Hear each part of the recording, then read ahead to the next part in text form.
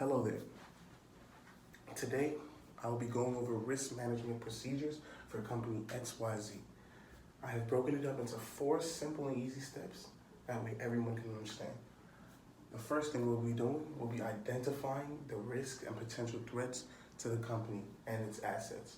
Number 2, we'll be analyzing and prioritizing these dangers and threats.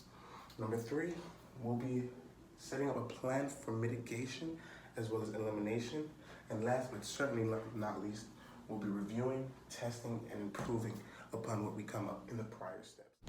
To get started, we must identify the potential threats to the company. I've added this chart from the Principles of Information Security textbook, page 320. The left-hand column shows the different threats that pose dangers to the company, from programmer mistakes all the way to natural disasters. We've managed to identify these risks that can be detrimental to the company's assets. Now that you've seen the chart, you have a better understanding of how risk identification works, but just to elaborate on that. So when it comes to risk identification, it is crucial, and I emphasize it is crucial, that you think of any and every possible risk that can threaten your company. Why do I emphasize this? Well, I'll tell you. It doesn't matter if it's an immediate threat or something that could happen years down the line. You don't want to be unprepared for a threat. You never want to be in a situation where you're unprepared. Listing out any and every possible threat gives the company an idea of how to handle the risk. For example, a company is located in an area where floods and hurricanes are prominent. You want to list that as a risk, because now the company knows that, okay, in the case of, if there ever were to be a hurricane or a flash flood, we know how to secure our data, we know how to transfer our data and still keep our functions running, still be functionable despite, natural disasters. Those are things to think about. So I emphasize it's you never want to be in a position where you're overestimating or underestimating, a situation. Also, because it's a company, money is being dished out, money is being, made. You want to properly identify risk because you want to know how much money you should allocate into a certain risk. You never want to overestimate a risk and you never want to underestimate a risk. So mapping out, what type of risks, how effective they may be, how detrimental they can be to the company, lets the company know, okay, maybe we should invest more money in this risk rather than this risk. Maybe we shouldn't invest too much money in this risk, and maybe we should put more money in that. So those are the things that, those are the type of problems are solved, questions that are being answered when talking about risk identification and properly identifying risk.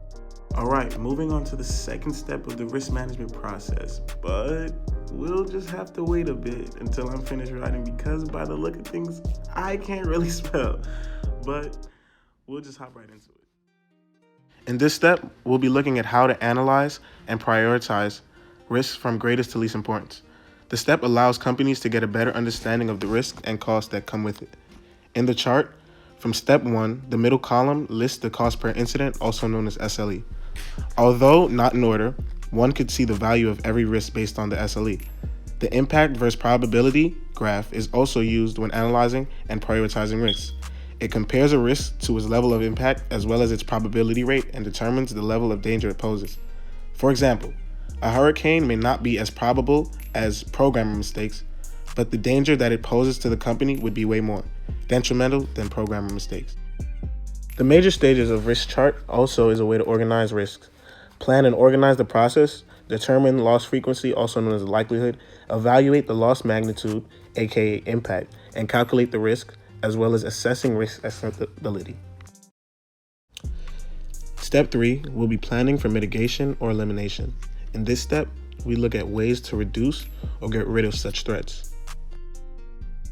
Before selecting a control strategy, project teams must fill out the ranked vulnerability worksheets. The 5 strategies that these teams go over are defense, transference, mitigation, acceptance, and termination. This step details how the company can either increase its risk tolerance or risk prevention, or just completely eradicate the risk as a whole. Recovery steps must be included in this step. To use one word to describe these processes is called risk control. Risk control deals with anything that has to deal with the reduction or elimination of the risk.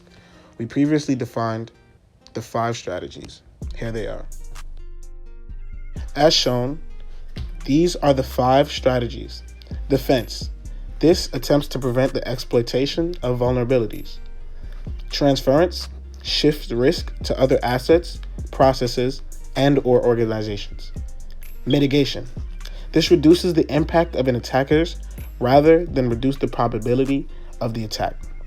4. Acceptance. This is the choice to do nothing more to prevent or protect against the vulnerability based on the current residual risk and the organizer's risk appetite. Finally, is termination. This is directed to the organization to avoid business activities that introduce uncontrollable risks. So in this last risk, termination, the goal of termination is to eradicate the risk completely or eradicate things that will bring about the risk. Review and improve is our final step. This step is basically the summary of everything that has been recorded. After all steps have been completed, the project team must review and test what they've come up with. As stated, the risk management process isn't going to be completed in just a week or so. Thought and planning must go into it. Therefore, constant testing goes on. With every test, results must be recorded to get a better understanding of what your progress on the situation is. You may not be reaching your goals fast enough. Therefore, it calls for review and improvement. This better improved method can help you accomplish your goal.